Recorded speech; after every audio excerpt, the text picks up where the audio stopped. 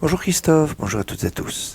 Si hier nous avons fait référence à la ville de Fès, d'où est parti Rabbi Yitzhak El-Fassi, le grand maître, qui va avoir comme élève le Rimigash, qui va avoir comme élève Rabbi Mimoun, le père du Rambam, et aussi le Rambam comme élève. Et le Rambam, qui habitait donc Cordoue, va être obligé de partir, de fuir Cordoue à cause des Almohades, et va s'enfuir à Fès. Il revient à Fès où le maître de son maître venait. Alors, il y a une suite dans cette histoire, parce que aujourd'hui, c'est la Iloula notamment de deux grands maîtres, le Rambam, Maïmonide, et Rabbi Yaakov Abu Hatzera. À propos de Maïmonide, comme on l'a dit, il est parti du Maroc, d'Espagne, le Maroc, il est parti en Israël, c'était la période des croisades, il ne pouvait pas s'établir en Israël, donc il va aller en Égypte, où il va vivre pendant toute sa vie. Il vit en Égypte, et d'ailleurs, il y a une problématique, est-ce qu'on peut vivre en Égypte? Et il marquait, quand il signait, qu'il transgressait trois interdits de vivre, de séjourner en Égypte tous les jours. Mais il ne sera pas enterré en Égypte. Le Rambam, Maïmonide, va être finalement enterré à Tibériade, où d'ailleurs son lieu, sa tombe est un lieu de pèlerinage aujourd'hui qui a été refait à neuf, qui est magnifique, où il y a d'autres rabbanim qui sont enterrés à côté, qui ont été enterrés avant, qui étaient avant lui que les maîtres de la Mishnah, comme Rabban Yochanan ben Zakkai et ses élèves. Enfin, c'est un endroit de pèlerinage à Tibériade à ne pas rater. Souvent, quand on parle de Tibériade, on connaît le pèlerinage à Rabbi Meir Balanès, aussi Rabbi Akiva, mais le Rambam et tous les rabbanim qui sont autour de lui sont un lieu où il est bon d'aller pèleriner. Mais aujourd'hui, je vous ai dit, c'est l'Aïla du Rambam, de Maïmonide, mais aussi de Rabbi Yaakov Abu Hatzera, ce grand maître qui est né au Maroc, qui par 6 fois voulait monter en Israël, mais sa communauté ne le laissait pas jusqu'à que son fils, Rabbi David, puisse prendre la suite.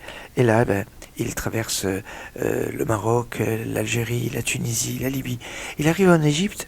Et là, très rapidement, il tombe malade et il est niftar, il décède à Damanour, où il est enterré. Alors, le Rabbi Yaakov Abu Hatzera, dont c'est l'Aïloula aussi aujourd'hui, il n'a pas vécu en Égypte, il est resté quelques jours en Égypte, et il est enterré en Égypte. Alors que le Rambam Maïmonide a vécu en Égypte, mais n'est pas enterré en Égypte.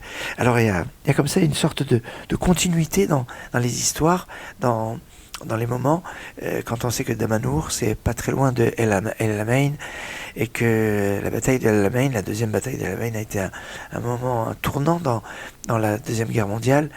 Et en effet, on nous dit que les tzadikim, après leur disparition, sont encore plus grands que de leur vivant. D'ailleurs, on peut le remarquer dans la paracha, puisque la paracha, on nous dit que Kadosh Baruch Hu considère les tzadikim comme des étoiles. Les étoiles, on les voit la nuit. Elles brillent la nuit, et on ne se rend pas compte de leur grandeur. Ce sont des soleils, mais comme elles sont loin, on les perçoit toutes petites. Le zrout, le mérite des tzadikim est d'une puissance qu'on ne mesure pas, et même s'ils ne sont plus de ce monde, ils sont encore là à leur mérite. Et Rabbi Yaakov Abu Hatzera était comme une sorte de protection pour nous protéger, alors que le Rambam, lui, était à Tibériade. Et Tibériade, cette ville qui est au nombril du monde, hein. Tabour, c'est le nombril. Alors c'est une autre approche encore, un autre principe. Je vais souhaiter Shabbat Shalom, Shabbat Shalom et Mevorach, et vous donner rendez-vous tout à l'heure à 10h30 pour une Kabbalat Shabbat, pour réfléchir à la fois sur le Shabbat et ces beaux Shabbatot qui arrivent de Shabbat de Shovevim, et puis aussi sur l'Haftara, le choix de l'Haftara que nous ferons ce Shabbat. C'est tout un programme. Shabbat Shalom et Mevorach, à tout à l'heure à 10h30.